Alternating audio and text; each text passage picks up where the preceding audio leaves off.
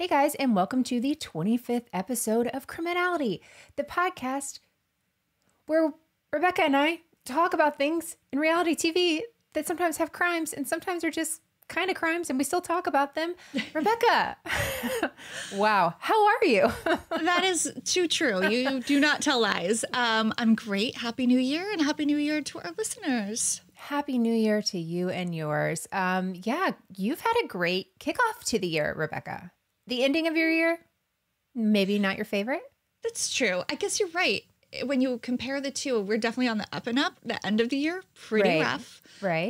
Lots of sickness and just disappointments, general. I'm just kind of vibing off of what you said on the last episode, not like trying to share your personal information. No, you're right. It was not great. And we rallied. We had canceled a family vacation. And when everybody was healthy and we all got negative COVID tests and the stars aligned, we rebooked a trip with like 2 days notice and went to the Bahamas. As an Enneagram 6, that whole thing just does not compute. To be honest, as an Enneagram 4, it was hard for me too, but I was outvoted by my three, family members, and one of them is a 7, so he was all like, let's do this. Oh, yeah.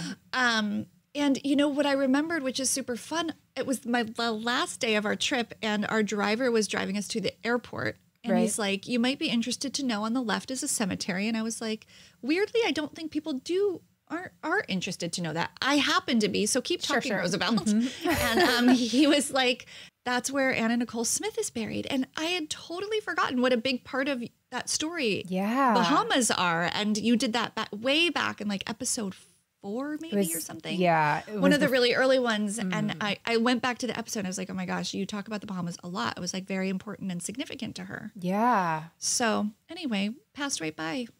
Interesting. I've passed by the Hard Rock Hotel where she died and also think of that connection. So really, the circle's been made. Yeah. I mean, for better or for worse, may she rest in peace. But also Bob Saget passed today at the day of recording, which is really sad. Yeah. Eddie White last week or the week before. So it's just been like. So I'm really glad your 2022 is going well, because it seems like really, if they come in threes too. So we'll hear something tomorrow. I might have to edit this part if anything goes wrong. It's Bob Durst. Oh, okay. Yeah. Well, good riddance. So we're fine with that. We're done. Yeah. As he would say, bye-bye. Bye-bye. But anyway, yes, we had a great trip. How was your New Year's and how are you? Awesome. New Year's is good. Nothing exciting. Life is great. As per usual. Yeah. Yes. It's good. Great. Yeah. And I am excited this week, Rebekah, about the story that we're telling. And I'm trying to remember. My last clues were Beverly Hills, Candy, and Grill, right? Yeah. Yeah. And you got it. I am beyond impressed, especially because you hadn't heard part of the story that had to do with one of my clues, but you still got it. Yeah, Grill threw me, but I had a strong hunch when I heard Beverly Hills and Candy. We're here in Beverly Hills, my favorite place to be. Mm-hmm. And I got really excited because I'm excited for this story, but I also was very excited that I guessed it finally. I was quite impressed. It was awesome. So a lot of times on Criminality, we discuss celebrities that come from rags to riches. But this week, we're discussing one who sort of did this in reverse. We're discussing the daughter of a legendary producer who had all the money in the world and the girl who did everything she could to run through it. Rebekah, who are we talking about this week? It is Her Majesty. I don't know why I gave her that wow, title. I didn't even do that. Retract. Ms. Tori Spelling. You are right. Tori was born Victoria Davies Spelling to parents legendary rapper, and that's rapper with a W, Candy Spelling, and super producer, the late Aaron Spelling. Yeah. Tori's also the sister of Randy, who we briefly discussed on a previous episode all about Sean Stewart. Yes. Remember? Yes. Yeah. Sons of Follywood. Yeah. And so while Randy was at one point a son of Hollywood or Follywood, as of 2009, he's actually a life coach. Of course he is. And I would do just about anything to watch Randy life coach Sean in his 138 water. I mean, can you imagine? That show would be incredible. There you go. I mean, yes, these two have things to tell and teach, I'm sure. Teach, yes, absolutely. The idea of somebody growing up in his world being a life coach. So it's like rule number 1, have a rich dad. Right. Rule number 2, have a staff who do actually most things in life. Like, right. I think him as a life coach, he'd be one of like the most helpless people. Yeah. So, like, I think by the end of the class, he'd be like, do you guys have anything to offer? Because things are going so well over here. Honestly. So the family of the Spellings is super rich, right? Like, not Real Housewives of Orange County rich. We're talking Real Housewives of Beverly Hills, Real Housewives of Dubai that's coming up rich. Yeah. And then some, right? Their home, her childhood home, was 56,000 square feet. And if you're like, wow, that's big, how big is it? Rebekah, it's roughly the same size as a football field with both end zones. I don't know what an end zone is, but that sounds it's like extra the part where large. they dance in that like last little bit. Yeah. So including those 2 end zones. Okay. Right. Yes.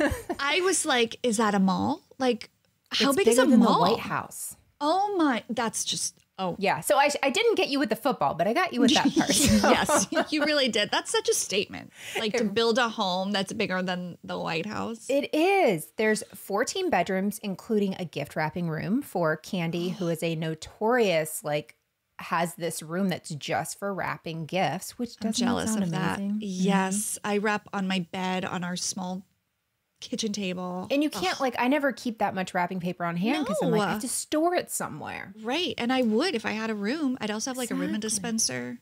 Yeah, exactly. And then they also have a bowling alley and a barber shop where I guess you can get haircuts like this. And also a spot for 100 cars, which is literally just like a traffic jam. Why would you need that ever? I wonder if somewhere underground, like a parking lot. Yeah, I didn't look that far. I got kind of hung up on the White House part of it all. It's just so bizarre. I mean, to be a home, like this is a home. It just blows my mind. So Aaron, her father, he was worth over $500 million. I saw 600 million sometimes. I mean, just beyond rich. And he was also the producer of such shows like The Love Boat, Charlie's Angels, Dynasty, Melrose Place, Seventh Heaven, which I didn't realize, and Beverly Hills 90210. Iconic. And that last one would be the one that really changes Tori's life. I mean, besides like all the money, the others produced, but the one that would define her acting career was the one that came out in 1990, Beverly Hills 90210. Rebekah, what is your relationship to 90210? Complicated. I love it. I was too young when it came out. Okay. And I have distinct memories of watching it in my like best friend's house, and we were sneaking it. Like we were definitely not supposed to watch it. And her TV was like very high up and it was in a built-in thing. Anyway, it was very hard to be sneaky about it, but man, did we try. And I remember her saying, you have to watch the show. It's called Beverly Hills 90210. And I assumed it was a cop show. It sounded like I'd never seen Beverly Hillbillies or Beverly Hills Cop or any of those. It just felt like a zip code.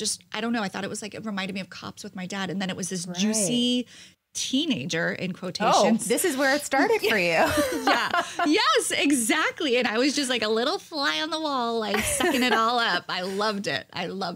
Oh, that's so great. That's kind of my way of my memories of Dawson's Creek, because this was still a little older for me, but Dawson's Creek was the same thing. Still a little bit older. Yep. And sneaking around and watching it at a friend's house. However you can get this dirty show in your life is what you were doing. But I didn't quite follow in your ways of young adult.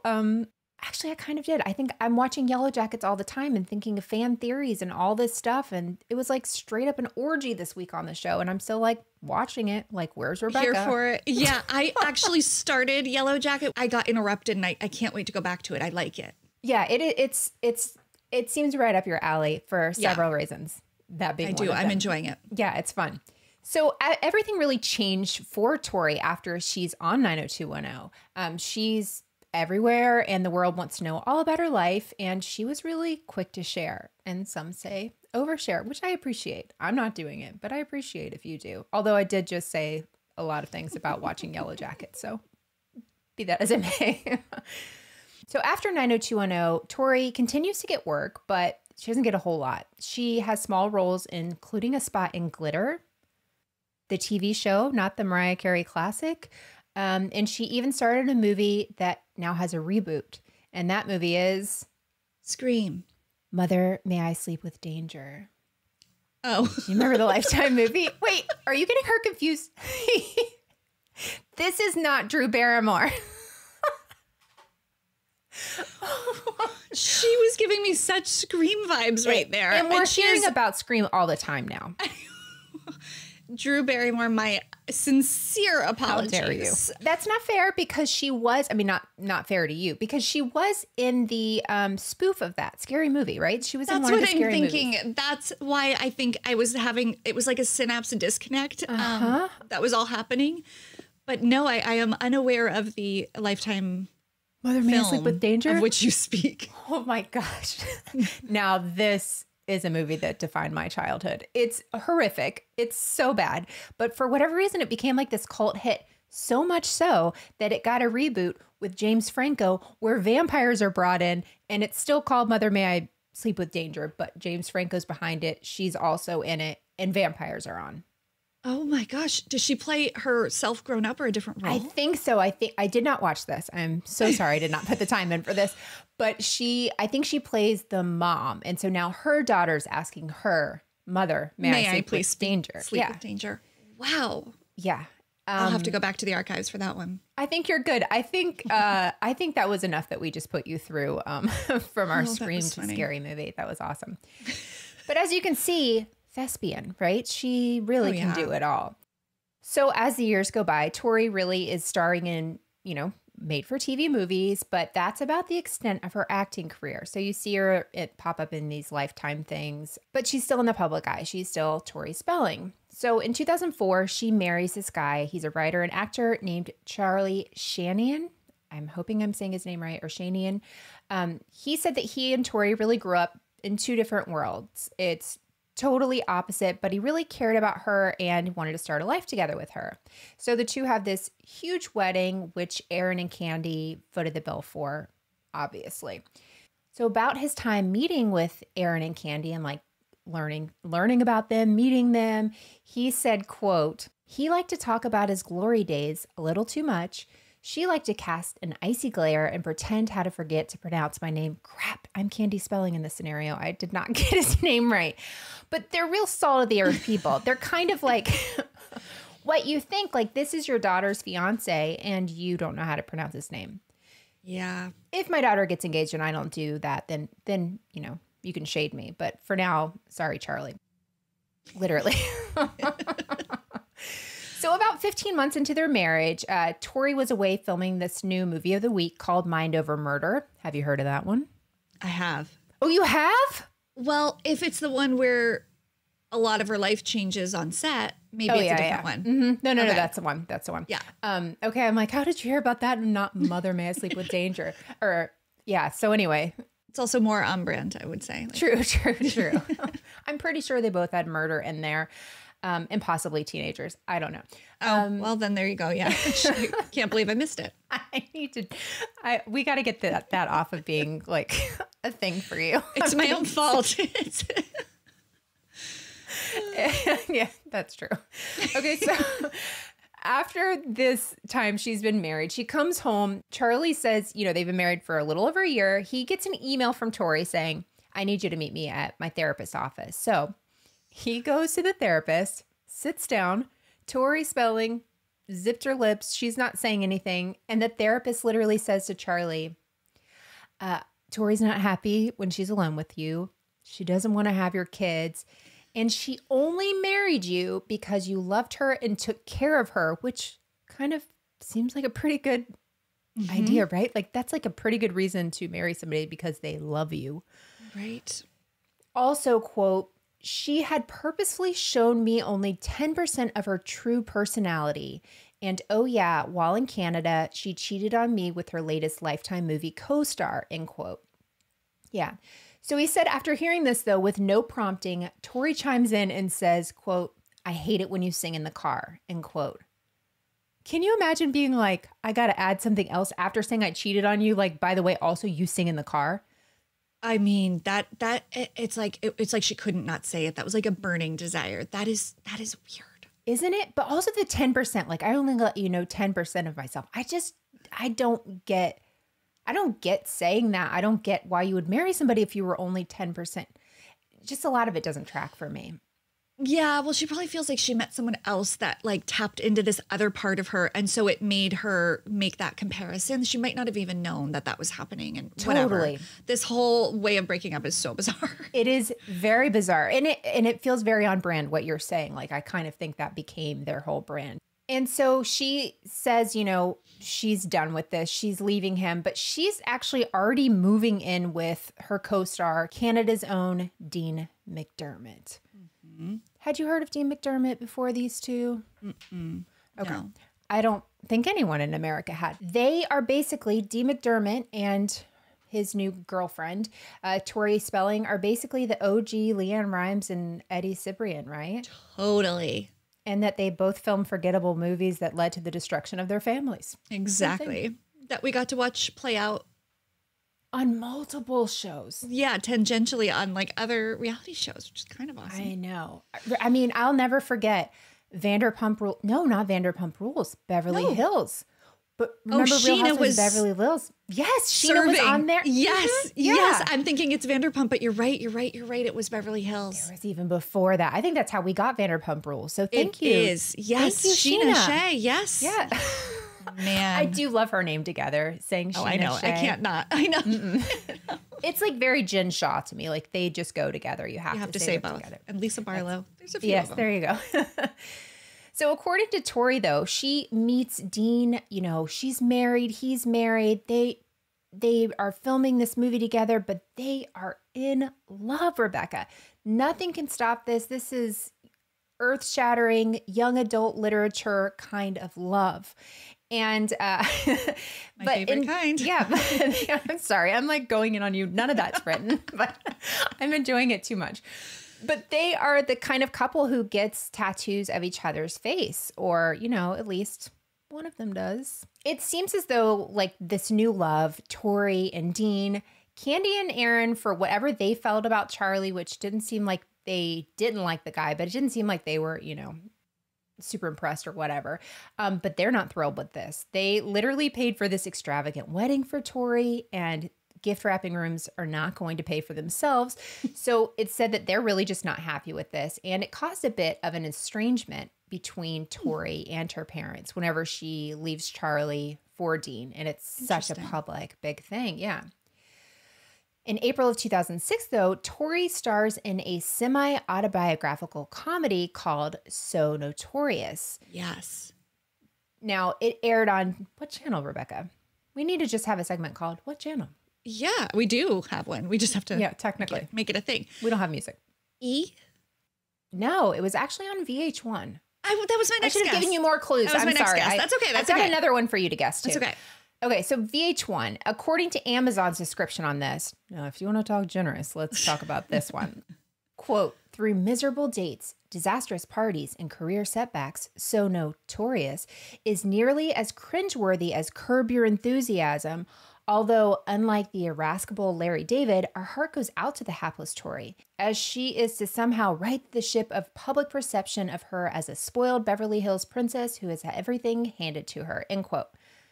I take complete umbrage to the fact that they compared this to Curb Your Enthusiasm. That was bold. That was like really super bold. Yeah. Did you ever watch this show? I think I did, but she's had so many versions of shows that feel similar. I can't be certain it was So Notorious and not one of the other latter ones, but Right. I don't know. I might know more as you talk about it, but I kind of can't not watch her if I see her on a show. It's weird. I know. I will tell you, I watched every episode of this show. I remember one where she like was laying out and stood up and the paparazzi took a picture of her legs that looked like cellulite, but it was actually a chair that made those. Why does that live rent free in my brain? I don't know, but I very much remember that. Yeah. I actually enjoyed the show. I actually thought it was kind of a fun, poking fun of herself. Yeah. I thought that was a very good vein for her, really. But alas, like Tori's first marriage, this wouldn't last very long. And after 10 episodes, the show is canceled. Oh, wow. Okay. Yeah, it did not last long. So, and that's really all there is to say about that. To be quite honest, there just wasn't a lot going on with it. So the next month, May of 2006, fresh off her divorce and Dean's divorce, the couple married in Fiji. Do you remember these pictures? Yes. They're a lot. So for this wedding, they are the only two in attendance because they couldn't wait another day to marry each other. / people were probably not too thrilled about buying them a second toaster in 2 years. So just a month later, though, Tori's beloved father, Tori Spelling, would die at the age of 83. And Tori was devastated. And people quickly wondered, though, how much money, these kids are going to inherit. It's just her and her brother, Randy.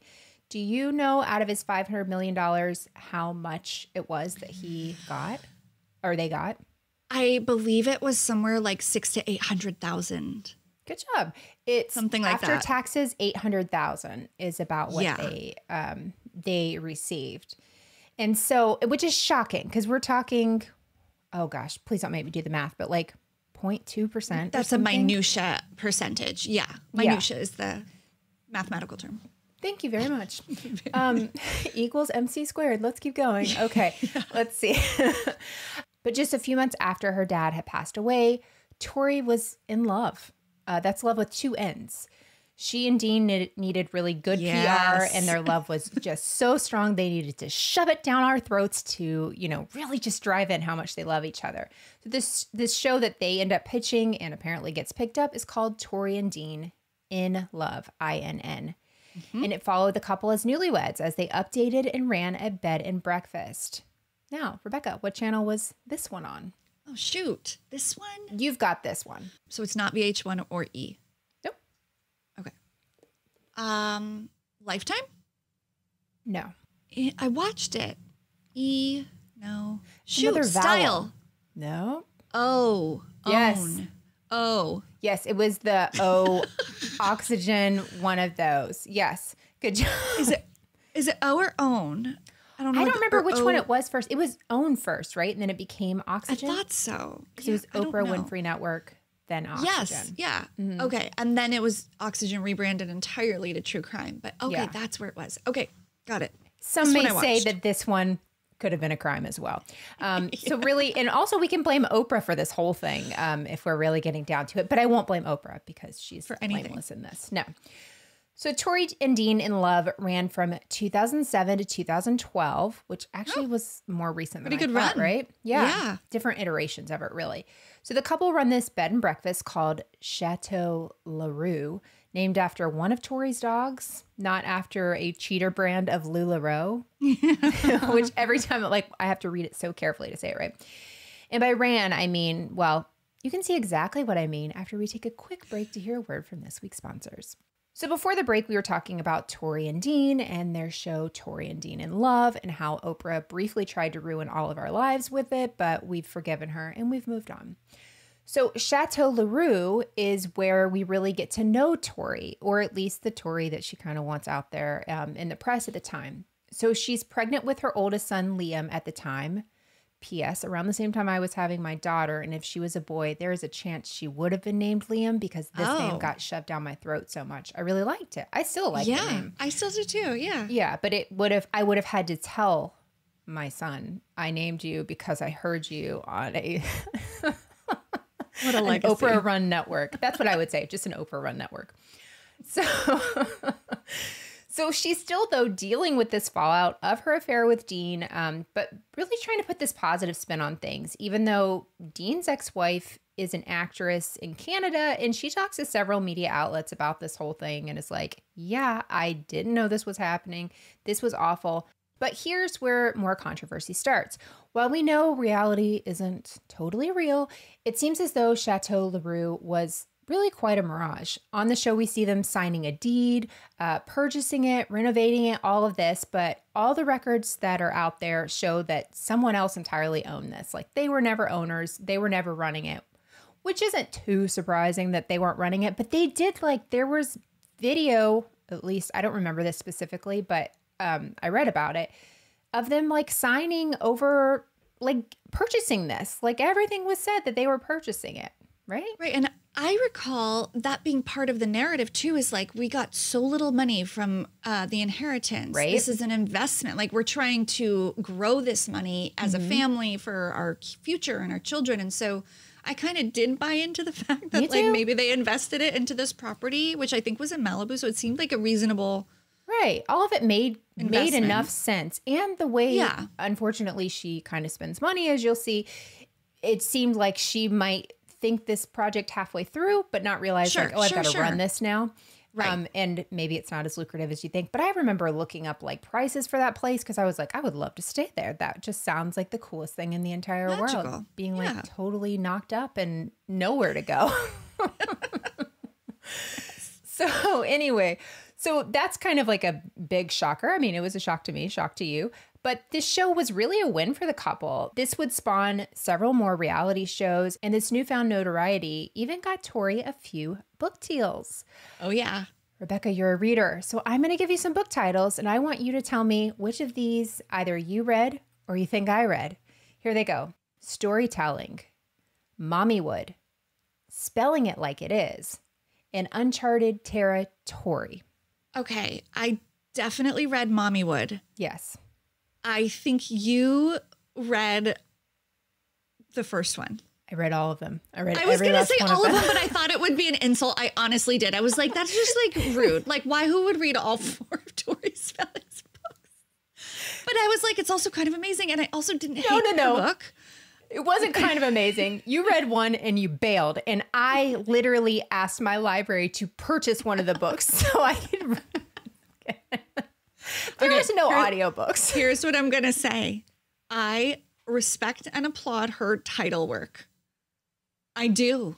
Yeah, I mean, love a play on words. She's put Tori into every version of a word and phrase that you could, and I commend it. I mean, she has branded herself amazingly with this, right? Like that is, you know, immediately that's one of her books, right? I'm so happy you're doing this episode. I mean, who but you could do this episode? You've read all 4 of her flippin' books. Okay, she actually has more, and I haven't read those. There's like a book about kids and stuff like that. I just wanted to leave the 4 I had. I think there's only one more, and I considered getting it. Note to, I'm going to put that in my gift wrap room to wrap you for your birthday. Be better, Melissa. Okay, so I was committed really to her story, if you will. So we have Tori and Dean in Love. Then the spinoff of this is Tori and Dean Home Sweet Hollywood, which I believe is the season for no reason at all. We get this song. And this is the one clip I have this week, Rebekah. But this is so good. It is Bret Michaels in a bald wig acting opposite Martin Sheen levels of cringy. And I can't wait to share it with you. I'm so ready.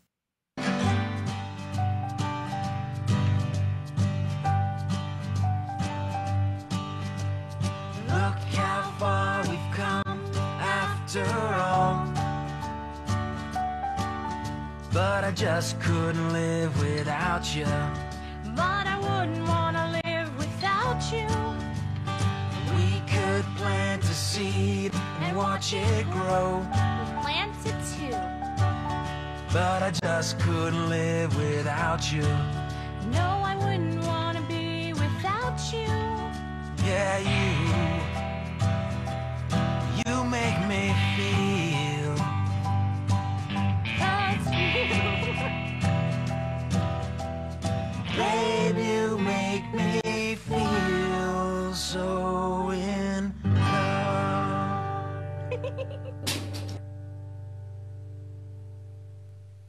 Love you, babe. Love you, babe. Healthy egos. I mean, who, if you aren't actually a singer, attempts to dress like and appear to be the most iconic singing duos of all time, but use your own voice? Like, Nary an auto-tune to be found. Oh, wow. And I'm sorry, I don't know what year that was, but there are ways to like bump up vocals. Like that was as good as they could get it in post. And it was not good. That was a choice. And that is a song I hear in my head so often.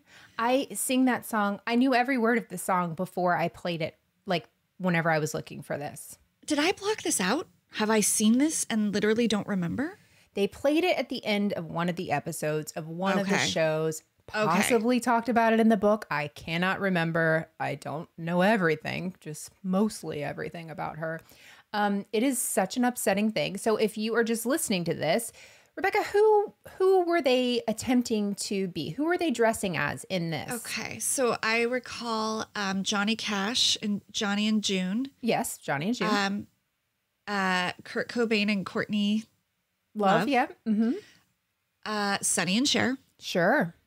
Lucy and Ricardo? Or Yeah, wait, Ricky? Lucy and Yeah. Ricky, yeah.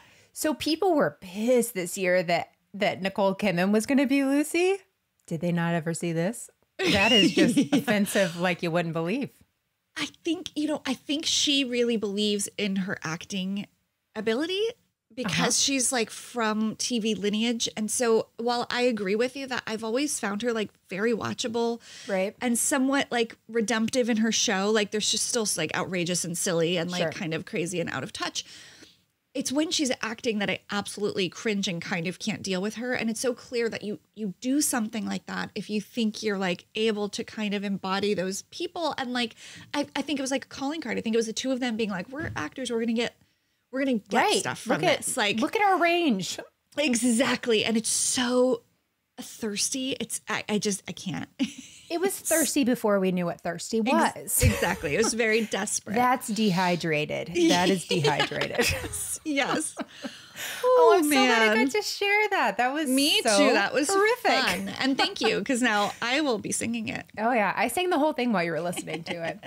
Giggle. So yeah, that's the worst part. That was, and there was that thing that goes, love you, babe, hee hee. That was played on the end of one of their shows, because I also hear that in my head all the time. Do I need a Tori Spelling lobotomy? You have a steel trap brain. For me, it's a sieve. It just goes through and out, through and out. I mean, I know who the winner in that scenario is. It ain't me. This is what I have to show my kids. This is horrific. Okay, so around this time, though, like we're seeing them in all these shows. They're making music videos. You know, love is amazing. It's just the best. Their love is better than anybody's love ever. But we're starting to see cracks in the foundation, right? On their show, they're starting to talk about financial troubles, like you were alluding to with like them buying this chateau and all this stuff. And on the show, we're seeing that Tori really has a taste for expensive things, like very expensive things, which sure, who doesn't? But unfortunately, while reality TV can be lucrative, it can also pigeonhole you. So while Tori and Dean have these incomes from these TV shows, this isn't the Jersey Shore, and Tori isn't really getting any acting work. I mean, I don't know how many people saw her music video. Maybe that could have helped things. For sure. Yeah, of course. And so while they continue to expand their family, they end up having 5 kids, and Dean has 1, but their income starts to dwindle. Tori said in various interviews, you know, she grew up in the lap of luxury and didn't really know any better. She's like shared this story where on Christmas Day, it's like 80 degrees in California.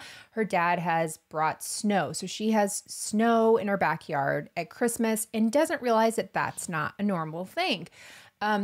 Which that can really affect your way of thinking if that's all you've ever known is this kind of a life. I always think about that with Bethany and Bryn. Like I do think I saw you made a post today, maybe an Instagram story with Bethany and all the charity work she does, which is great, which is so good for, especially for Bryn to see it. But it doesn't sound like Tori saw that side of things. So she only sees the excess and the gift wrapping rooms and the 100-car lot or whatever it is. So it's a lot. Over the top celebrations. Oh my gosh. And that's what she always did on these shows. And that was something that was fascinating, right? Like fun to watch. Yes, she does a great job putting those things together. I will say that. It was always incredible. I love to see what she was able to do. But she never really learned how to budget because she never really had to. Exactly. But on these shows, like you were saying, she has these huge parties for her kids, for her pigs, just like everything. Everybody had a party. And everything was over the top. So with the births of her children, though, Candy and Aaron, as I said before, they were kind of estranged a little bit from Tori. But once Tori started having kids, that was like another focal point on the show, is her relationship with her mom. And so kind of went back and forth. Like it seemed like they were in a good spot, then they wouldn't be, then they would. But her mom actually is someone who has helped her throughout some of her financial issues. According to a TMZ article way back in January of 2016, Candy said she's helping them with food and housing and the kids' schooling, but she wasn't going to help with unpaid, like frivolous things. And what she's referring to is in that same month in January, Tori was sued by American Express for $39,000 in unpaid charges that she had. I guess she had made a payment and it didn't go through and just it wasn't good. So Candy was basically like, yeah, I will support my grandkids and help them, but I'm not paying for all of that, which totally makes reasonable. sense, right? Mm-hmm. But that is also on top of the $259,000 in state taxes that the couple owed back in 2014. Suffice to say, the couple needs money. And so while Tori and Dean no longer had their joint shows, like they ran for a while, they even had a wedding show called Tori and Dean Story Book Weddings, where Tori and Dean would like zhuzh up these weddings. This show ran for, I think, 9 episodes, but had its own issues. They were sued for $60 million. Did you ever hear about this? No. There's this other group that tried to sell this show to Oxygen, but Oxygen ultimately passed. It was called, I think, Wedding Rescue. Same kind of idea, right? And so eventually they see this Tori and Dean storybook wedding and are like, hey, I already tried to get you to buy that and you didn't do it. So they go to sue them. Eventually, like so many of these things, it settles out of court for an undisclosed amount, but I can guarantee you those two never paid $60 million or $60 million anything to these people, right? Were they responsible or was the network? They were sued because they were producers on it, but I think it was like the whole thing. Yeah. Yeah. But around this time, the couple's personal life also takes a hit. So Dean is in Canada, loves being in Canada, where he's taken a job on Chopped Canada. He is a host. And this is kind of a dream job for him, right? It's the first job we really see him having that isn't Tori and Dean. It's Dean.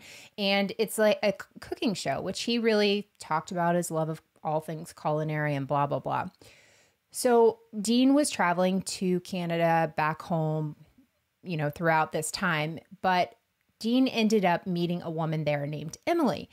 Shortly after, the world and Tori all find out that he has what he calls an alcohol-induced affair with this woman. So there's a lot of controversy, though, surrounding this affair. Do you remember this? Like this whole, yeah.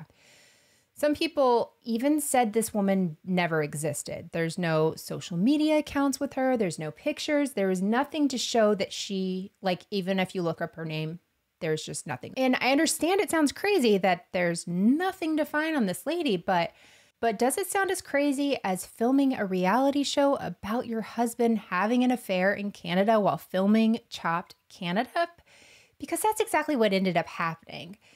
On top of, you know, this affair, she has this new show that she brings out called True Tori. Mm-hmm. That one annoys me. I have to be honest. The title on that one. Well, she was at the end of the possibilities. Yeah, she's like, fine. Lose what do you the want S, from me? Call it True Tori. I know. Swap out the Y. Exactly. So that's basically what this show was, right? It was all about the fallout of their divorce. So you see a different side of them in general. I actually don't think either of them came off looking too great on this show. It went 2 seasons. I think there was going to be a third, but Dean wasn't even going to be on it. Like, I don't know if he figured out like, hey, this probably isn't great to bring all of our marriage troubles with 5 children out for, you know, people like me who's just eating junk food and halfway watching it. But they decided not to. The thing with this show, though, is it was kind of like they needed money and people were interested. So they kind of went where the money was. But that is where I've read a few things. And I remember when this first happened, people reading things, whether true or not, that said maybe this lady didn't exist and this whole thing was done, which is unbelievable to think of, but not out of the realm of possibility in this world, right? Yeah, that's disturbing. And if true, like much sadder than even the reality if it did happen. If they concocted this together for like a lifeline financially in a TV show. Ugh. Yeah, it is. Yeah, it's very rough. So after True Tori, things kind of never really seem the same for the couple. They're not the same couple we saw on Tori and Dean in Love and making that beautiful piece of art music video or this tattoo or anything like that. It's kind of all a little bit weird and it seemed estranged after this. So Dean eventually quits Chopped Canada after hosting for 2 years, moves back to Beverly Hills, and things were kind of just going as they were, still having financial troubles. Nobody's getting a lot of work, but they were just kind of working through it. So then in April of 2015, the McDermott family went to go have a family dinner for Easter, and they had that dinner at Benihana. So this story takes place at the Benihana restaurant, which is one of my favorite episodes of The Office. So that's the screen I'm going with for now to get rid of Dean's bicep. So after this dinner, this family dinner they have, Tori falls back, goes to catch herself at Benihana where, you know, they have all these grill things like that are behind me. Her arm goes back. She falls on it, burns her arm. And yeah, she like catches herself on there, right? So I read 2 different versions of this. I've read 2 different versions. One where she's out with her family. Now, this is the story you've never heard, right? You've never heard this. Rebekah. One version is she's at Benihana, eating dinner, she falls, she leaves, she calls the doctor the next day and finds out this is not really good. This burn is pretty bad. And the other version is that she walks in, doesn't eat dinner, falls on the Benihana grill, screams, leaves. I know which one sounds more like a Tori Spelling story, but I will leave that decision up to you guys. But according to Benihana, they said her injuries were due to her failure to, quote, this is tough to hear, conduct herself as a reasonable guest. Oh boy. Yeah. If you had Benihana being a messy beach on your bingo card, go ahead and mark that one off for 2022. Ooh.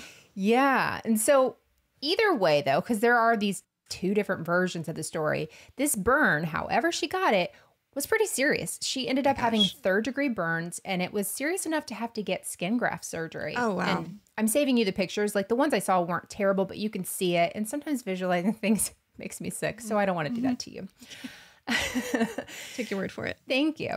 And so while we don't know, you know, obviously she goes on to sue them. She's like, I burned myself in your restaurant and doesn't matter what was happening. And there's a lot of different stories, but mommy needs some money. This is going to cost some money to do.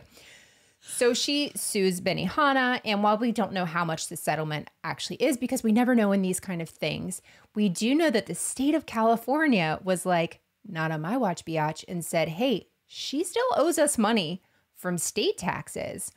So Benihana, if you want to pay her, go ahead and slide that check over to us. She owes us $338,000. So she might not have even seen that money. Oh my gosh. Because of her because of her celebrity, right? This story's out in the media. So high profile. Yeah. So then they find out about it and they're like, perfect, this will be how we get paid from her. Yikes. Foiled. If that was the plan to like get some liquid cash. Ooh. Ew. Yeah, that is quite a terrible plan. But that's where the grill comes in the story. P.S. Never heard that. That is crazy. It was one of those things when I read it, I was like, huh, like this is just, I've gone to those things. It's so very ordinary. Yeah, like because we've all been to a Benihana. Never seen anyone get too close to the fire. But no, even like small children, you like keep them behind. People know how to, but yeah, it's so weird. It's so weird. It's interesting. So since then, the family McDermott has stayed pretty quiet, and I mean quiet by Tori Spelling standards. There's been lots of fighting with Dean, and we see it kind of all in the media. And of course, we've seen Tori in a billion things, like a TV show that she produced with Jenny Garth called Mystery Girls, which was on for 1 season. I was actually excited for her for this because it was an acting thing. She was producing it. It paired her with Jenny Garth, her friend and co-star. Yeah, sure. It seems like it could be fun. Didn't watch it, so maybe other people felt the same way I did. Then, of course, the reboot of Beverly Hills 90210, which I think she was a recurring character on. I don't know. I know she was involved. There's no way you can reboot that and be like, we won't have Aaron Spelling's daughter on Yeah, this. no, I'm sure that was written into something very long ago. For sure. And of course, she's been on a bunch of reality stuff as well, Yeah. including Craft Wars, which feels like a version of Making It. Or what's the one with Amy Poehler and Nick Offerman? Oh, yeah. My mom loves that show. It's so fun. Like I enjoy Nailed it? Making It. No. I feel like it's Making It. That sounds right. Yeah. Yeah. Something like that. But that's a fun one. And so she did Craft Wars, which kind of feels like a version of that. And she was recently the unicorn on The Masked Singer, which, do you remember a time in life where we didn't have to mention The Masked Singer in every freaking episode? Everybody's been on The Masked Singer. The unicorn. And she says something like so crazy at the end of it where she's like, I just never thought I'd have the opportunity to do this. And I've always wanted to sing. And I want to be like, roll that beautiful bean footage. You've done it before and it was terrible. This is what I'm talking about. It's like she really doesn't have a grasp on her limitations, which is probably why she's still fighting and like making it at any level, because she doesn't, I mean, it's kind of amazing. Uh-huh. It's delusional, but amazing. Okay. No, yeah. This time she had auto tune, so that really helped her. She made it a few rounds. I'm sure the network didn't make it. Loved that she was a unicorn. You know, she picked that. Like that's very on brand. Yeah. Totally. Yeah. So, but don't fear though. Tori is never very far from the tabloids. Truly. So in 2021, there were tons of articles about the state of Tori and Dean's marriage. Yes. They basically, right? They seem to like live different lives. And she was on, I think, Flipping Out Jeff Lewis. She was on his podcast and he was like, hey, how are things going in your marriage? Are you guys sleeping in the same room anymore? She's like, no, the kids sleep with me. He sleeps in the other room. It's fine. Things are fine. Everything's fine. But it doesn't really seem like everything's fine. And now they're doing a lot of the like, we're not commenting on this. And why do you care about our marriage? Yeah. I honestly thought when I picked this, there would be a chance that they would have already filed for divorce by this week. Yeah. Just because it's kind of seemed to have gotten worse. Also, why do we care? Because you've trained us to for like a decade. Thank you. Whenever people are like, watch all of our reality shows about how in love we are, and then why are you guys? How looking dare you at us? ask? Why do you want to know? Yeah. Okay, come on. You've gotten us there. And I kid you not, Rebekah, you could Google Tori Spelling, whatever day anyone's listening to this, you will find at least 4 articles in the last 24 hours about her, like very specific to just her personal life. I'm not saying that she sells stories to the paparazzi, but I'm also not saying that she's not spelling them to the paparazzi. I love it. Yeah. So currently, though, she has a new show. I don't know if you were aware of this. This links all the way back to our 2nd episode. And this show she's on is called Messiness. Have you heard about this with Snooki? No. I just gave you a lot of information and changed screens for you to take this in. Too much. I'm sorry. Haven't heard of the show, but I remember this picture surfacing and people saying, commenting on her look. Is that her? Sorry, that I'm looking at. That is her. Yeah. On your right shoulder? Right. So this is Tori and this is Khloe Kardashian. That is mind blowing. I mean, it's hard to see where one begins and one ends. Exactly. She looks like a wax museum Kardashian trio baby. She looks like the Bratz doll version of a Kardashian. Thank you. Thank you. I was in a wax museum and you rescued me. That is what she looks like. No, that's a nicer thing than comparing somebody to a Bratz doll. But that's kind of the look we're getting here, right? I mean, she looks drastically different.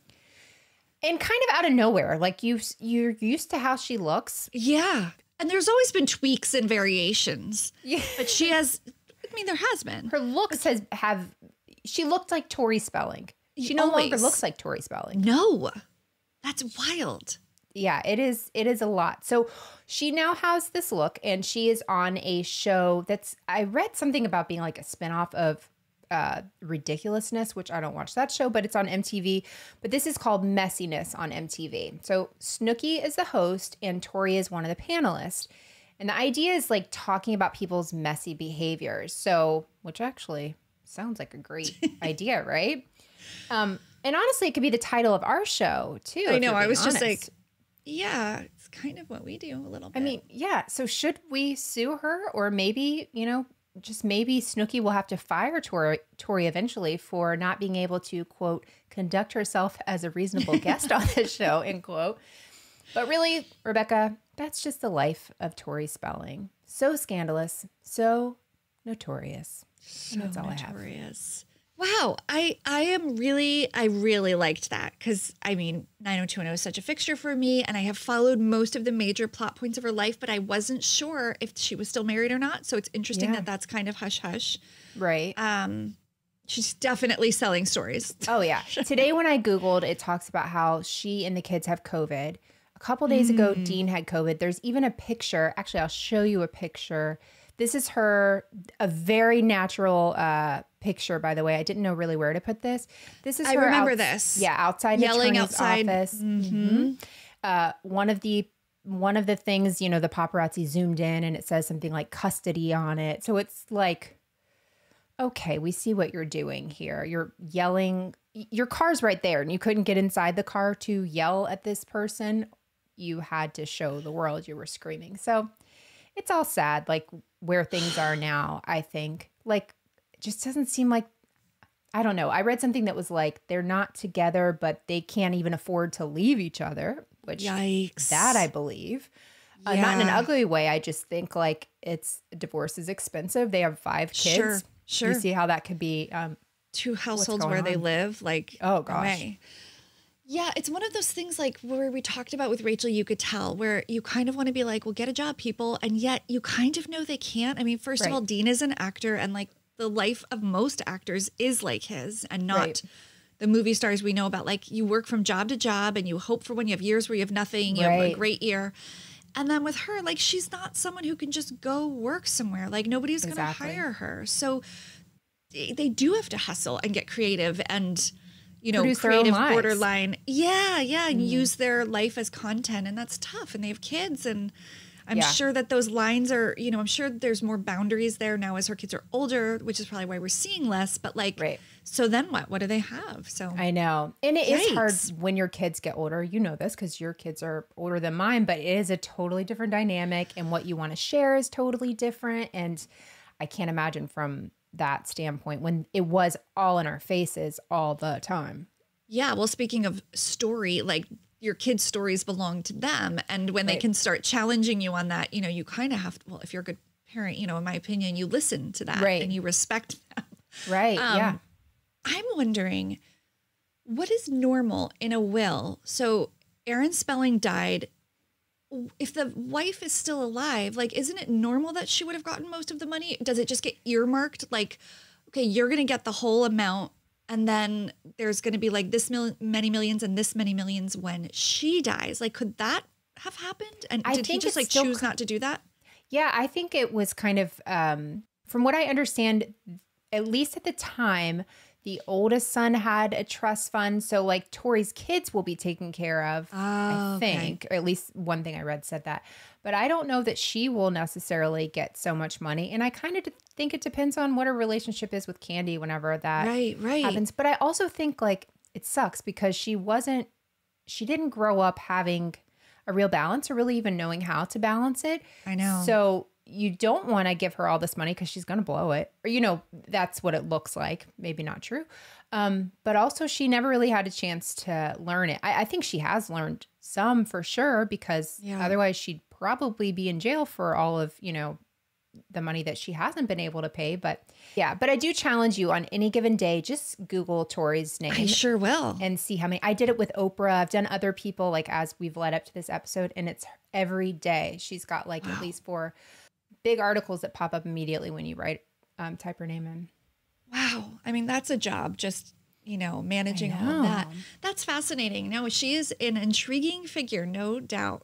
She is. So I'm out of my douchebag phase, but I don't know what this one is. I don't know what this one either, but there's a really small connection between your story and my next one. You're so good at that. That I didn't, well, I didn't plan it, but it just, one thing you said, I was like, oh, ding, ding, ding. So Perfect. I love it. Before we talk about that, Rebekah, are you watching anything? What are you watching?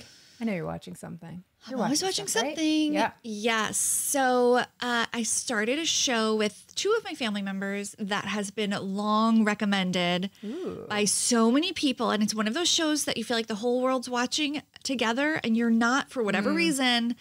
And then it was like Schitt's Creek for me because I came to that after it was over. Okay. And I did love it, but it took me 2 times to get into and I wasn't there with everybody. I guess I'm always late to the party, but it's one of those shows. And I truly and sincerely can't remember if you've said you've watched this, not here, but just in general. Mm-hmm. Yeah. So forgive me because I don't remember. But here's your clues. I think you're going to get it. Okay. Apple TV, Okay. football, Ted Lasso. soccer. Yeah. I know you did better off Ted here. Have we talked about Ted Lasso? No, we haven't. Mm-mm. Have you watched it? So I've watched a couple episodes and it feels like one I would love and I just haven't committed to it. Well, that's unusual for you. Yeah. I think you should go back I had to the it. Apple thing and then I didn't have it anymore. Like I got it for a week. Okay, that and makes sense. Oh, yeah. Okay. Well, for anyone who maybe like me knows the name Ted Lasso and is like, I'm aware of this show called Ted Lasso, but I have no idea. Let me just read you the blurb. If you Google it, it will say small-time American football coach Ted Lasso is hired to coach a professional football club in England despite having no experience coaching football. Now, I mean, I revealed earlier my knowledge of football is scant. And the show is honestly just about European football, which is soccer. And my family is like big soccer people. Oh, yeah. So I've been watching it with my youngest and my husband, and it's been so much fun. But I think it is just so well written, so funny. Actually, I should give a shout out to a listener and friend, Kara, who's really been like, you have to watch this, you have to watch this, you have to watch this. And I finally did. So thank you to her. But Jason Sudeikis, I always feel like I'm saying it wrong, is just fantastic. The whole cast is great. It's funny. It's heartfelt. Something big is going to happen because I remember on Twitter when the show, like the finale came and everybody was talking about something, but I purposely kind of didn't delve into it. So I feel like there's going to be something huge, but it's just been just a really fun watch. And we watched it during the holiday season. So I'm like in season 2. Oh, nice. Okay. And is it 3 seasons now or it's just in 2, right? No, okay. It's either there's a third. I think the third is coming. Okay. I think I'm pretty sure. And I'm like into season 2. So I think I need to cancel a different subscription and just commit to that because I just have too many. I know. Oh, me too. I need to look at all of them and really make some hard decisions. Right. But yeah, I think the season 3 is the next one coming. So I don't know. It's not too late to hop in. I'm just loving it. Oh, good. I'll definitely do that because that's one that I've kind of wanted to. But same thing. I didn't start when everybody else did, and I was like, I know. Sometimes the momentum's not there or something, but go back to it. It's really good. Yeah. What are you watching? Some clues. I'm excited. Okay, my clues are movie, comedy-ish. Tony Hale. I like Tony Hale. I love him. I'm not up on movies and what people are in right now. Can I have one more hint? It's on Amazon. Oh, wait. Elizabeth Banks would be a clue. Oh, okay. Is it new? 2020, late 2020. A breakfast cereal is part of the title. Okay. I don't know. Now it's just getting too specific and I won't know. Oh. Eat Wheaties. I don't know this. Okay. I follow Tony Hale on Twitter. I just have like such a love for him. Yeah, he's great. He's the best. And so I saw him, promoting this, and it's the first movie I can think of where he's the lead. So I was very interested. I don't know. I'm fascinated by him. He just seems like the nicest man. So the blurb for this is on Prime. I found it on Prime. Sid Straw, Tony Hale, leads a dull life until he accidentally stalks famous college friend Elizabeth Banks on social media. With each failed attempt to prove he knows her, he rediscovers more of himself and the true meaning of friendship. Okay, that's a little cheesy there at the end. But basically, he is going to have his college reunion, and he's like, by the way, did you guys know that I went to college with Elizabeth Banks? And people are like, okay, sure. He has like one picture of them kind of in the same thing, and he's like, she used to say this phrase, something about eating Wheaties, whatever.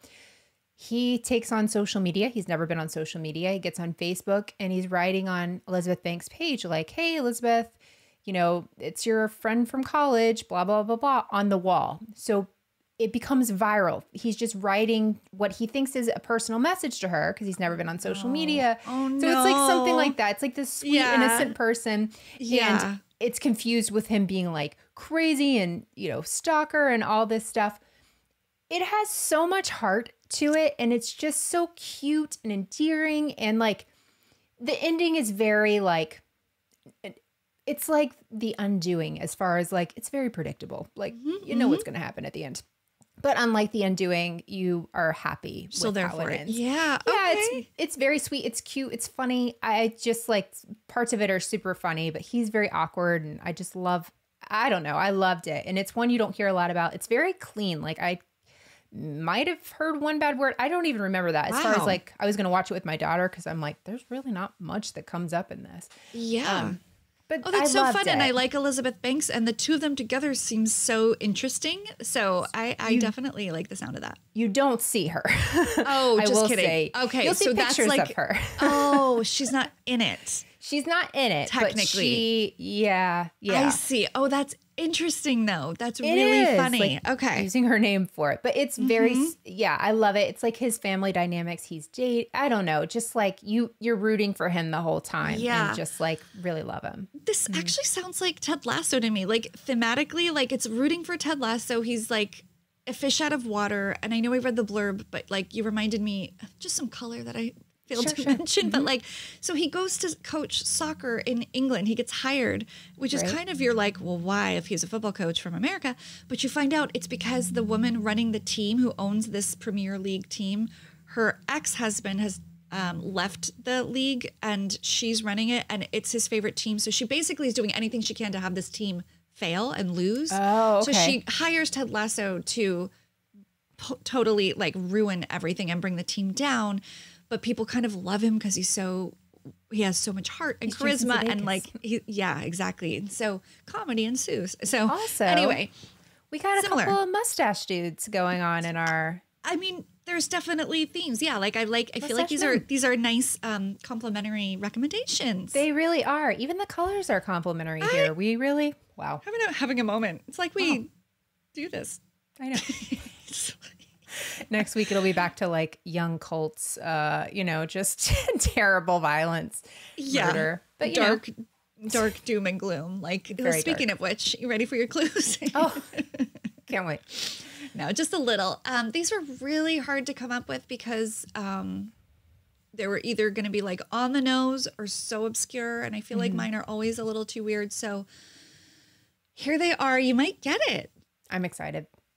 Okay. 3 clues. Clue number 1, TV royalty. Okay. Cult, which is the clue. Okay. Cult. Okay. And Yugoslavia.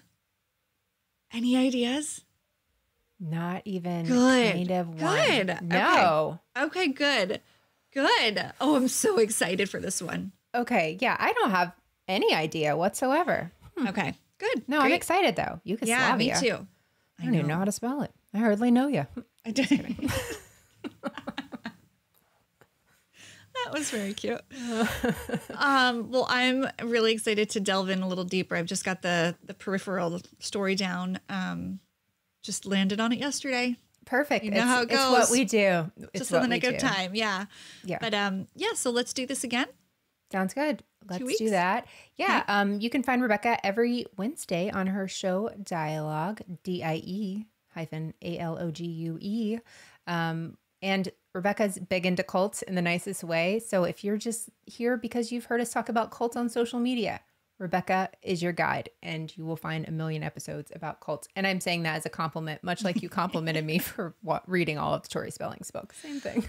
Oh my gosh, truly, it is. Let's be real. Yes, and you can catch Melissa every Tuesday on her other podcast, Moms and Murder.